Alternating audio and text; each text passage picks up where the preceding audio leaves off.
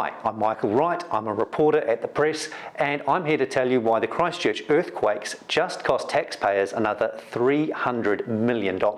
It's all to do with 3 court cases against Southern Response. What is Southern Response?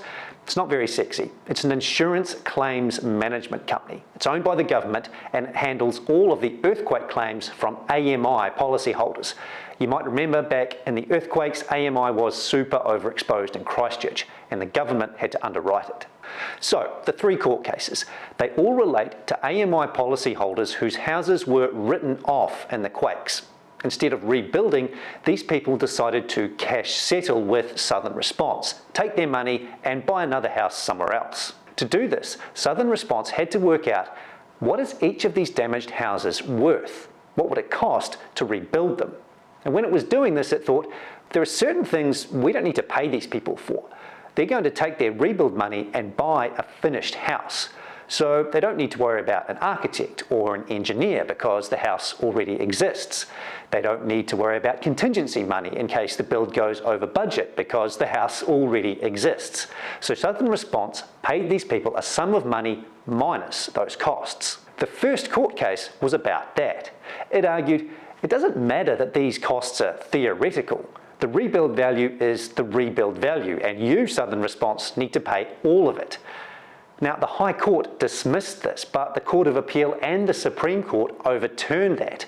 They said Southern Response had to pay the difference. Southern Response said, fair cop, we'll pay that money and we'll even backdate it to when the Court of Appeal first overturned the High Court's decision back in October 2014. You can probably guess what's coming. There were thousands of people who cash settled with Southern Response before October 2014. Court case number 2 was about them. Their lawyers came at it from a slightly different angle, but the upshot was the same. The court said these people were entitled to the same money. The third case was basically a class action version of the second one. The crucial part was it wanted to go ahead on an opt-out basis. Class actions are normally opt-in. You have to sign up if you want to be part of it. But in this case, everyone who qualified by virtue of being underpaid by Southern Response when they cash settled could be included, even if they didn't know it. This case went all the way to the Supreme Court as well, and it won.